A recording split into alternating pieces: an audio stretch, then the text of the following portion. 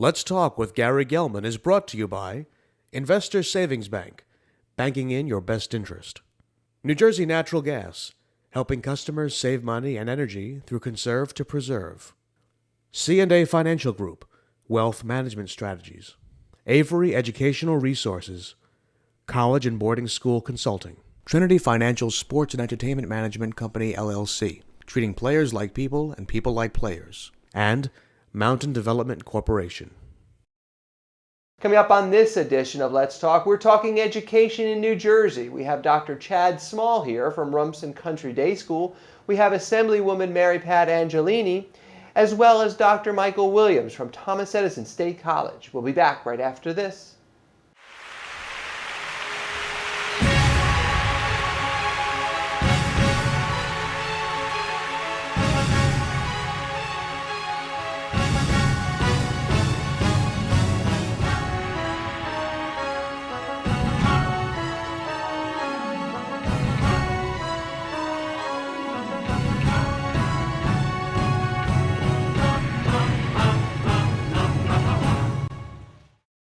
Welcome back to Let's Talk. I have Dr. Chad Small here, the headmaster of Rumson Country Day School. Thank you so much for being here today. Oh, thank you for having me. Tell me about the Rumson Country Day experience and why it's so special. Well, I think the school was founded in 1926, and we've been doing some very traditional things ever since then. And people come there for a rigorous academic program with a hug, I always like to say, because it's a very loving environment. The academics are the most important thing, but obviously we have a very strong athletic program. We have a no-cut policy, so all the upper school kids, that's 5th through 8th grade, can participate in sports. And it might be the last time that they participate in a sport. So that's important to us. We have a full art program, including 3-dimensional, 2-dimensional, as well as wood shop. Wow. We have a strong forensics program, as well as a very strong drama program. So kids can really they can investigate a lot of different things. Now you start at 3 years old and go to 8th grade? Yeah. Yes, we do, yeah. Tell me about that. A lot of your students just stay right through? Most tend to stay there. We have at graduation, we have a special thing called lifers. And most of the 8th grade class have been there since at least kindergarten, if not the 3-year-old program. So, yeah. Now, your campus is gorgeous. What makes Rumson Country Day special just in the campus itself? I think it's because we go through the 8th grade. We don't have a high school, and that's on purpose. So that our young children, all the way through 8th grade, they get the full use of the fields. They get the full use of the facilities. It's not given over to the high school, because sometimes you see these high schools and K through 12 schools, which have these beautiful, beautiful, extensive campuses, but the younger kids don't get to use it. Whereas ours are the leaders of the school. They can use all the facilities. The arts are there for them, the library is there for them, all the technology is there for them, and not for the older high school kids. Please explain the non-cognitive learning experience at Rumson Country Day. Well, as we said, it's a very traditional school, and obviously the academics and the rigorous academics are very important.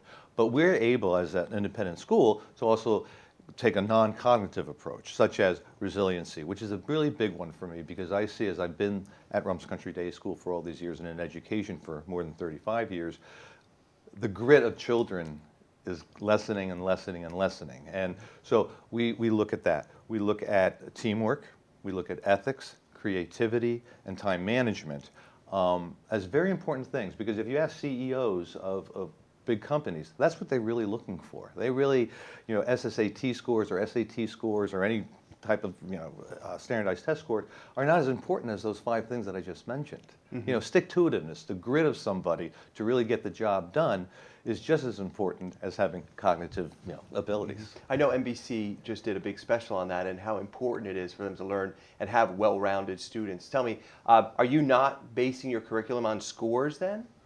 Well, fortunately, again, we don't have to worry about things like No Child Left Behind. Obviously, we do have standardized tests that we give to children, but we can make up our own curriculum. And people come to our school, they obviously pay tuition, and so we're in the marketplace. That's how we know we're successful. Right. How about new technology, computers, smart boards? Do you have all that? Oh, we do. Yeah, that's been the big change. As a matter of fact, our 7th and 8th graders all have iPads. Wow. And the school is computers everywhere. But I always say, look, technology is wonderful, but what does it do for that relationship between that student and that teacher. I'll give you a good example. When we first went into it last year with the 7th and 8th graders with the iPads, they thought it was cool. There's less backpacks. You can do a lot of teaching. But all of a sudden, we found the kids doing one of two things. In between classes, they were all going like this because they were playing that driving game, going down the halls. And then during break times, they all were sitting down, but they're working on their iPads.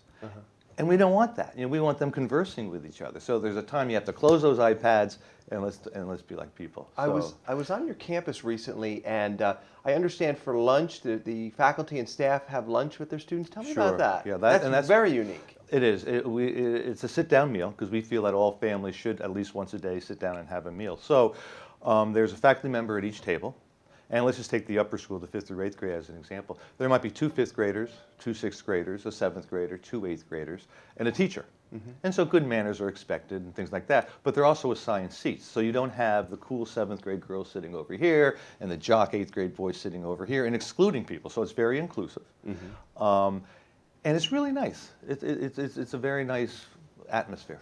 I know the relationship between the student and the teacher is so important. How do you stress that at Rumson Country Day? Oh, it's by far the most important thing that we have. I mean, that is that, this teacher with this student, what can we do? Now, we do have posted all over the school in all sorts of different languages the 4 tenets of the school, which are kind, honest, responsible, and respectful. And everybody has to follow those. Naturally, obviously, we follow them. But that really are the 4 tenets that lead our school. And are very important. And why is the relationship so important with parents? Where do parents fit in here?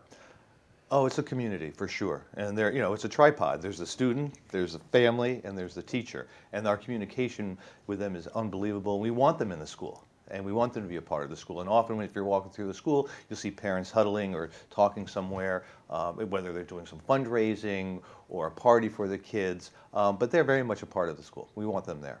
For parents who are watching, what are the elements of success for students?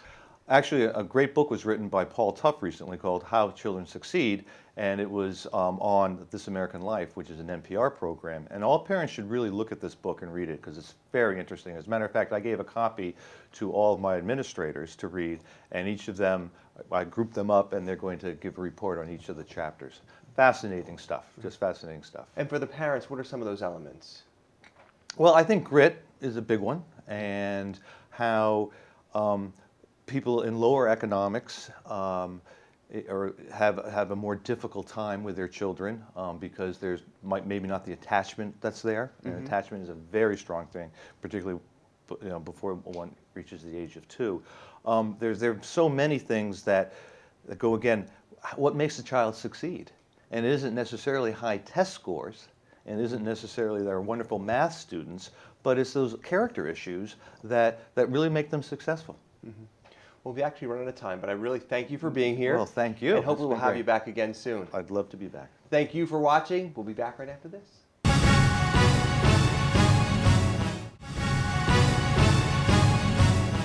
Welcome back to Let's Talk. I have Assemblywoman Mary Pat Angelini here from the 11th Legislative District here to talk about suicide prevention in New Jersey. Thank you so much for being here. Thank you for having me. Now, I know the governor signed a bill regarding suicide. Tell me, what's the problem here in New Jersey, and what is New Jersey trying to do to fix it?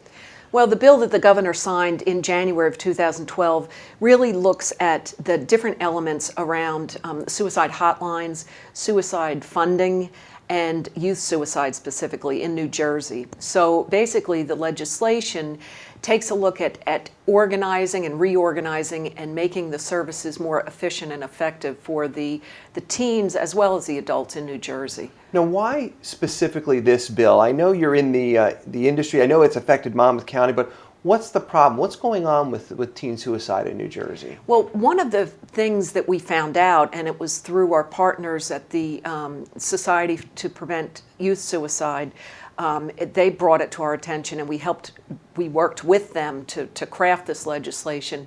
One of the things that we found out is that a number of the calls of people, of New Jerseyans who were calling for help, their calls were being answered outside of the state. And we found that a large number of calls were being answered in Miami all the way out to North Dakota. And so we really took a look at this and said we need to take care of our own, basically. And so what we have done is worked with the national hotline, which is the Lifeline organization, and that is funded through the Substance Abuse and Mental Health Services Administration at the federal level. And so what we did was in New Jersey was really to try to look at coordinating the helplines.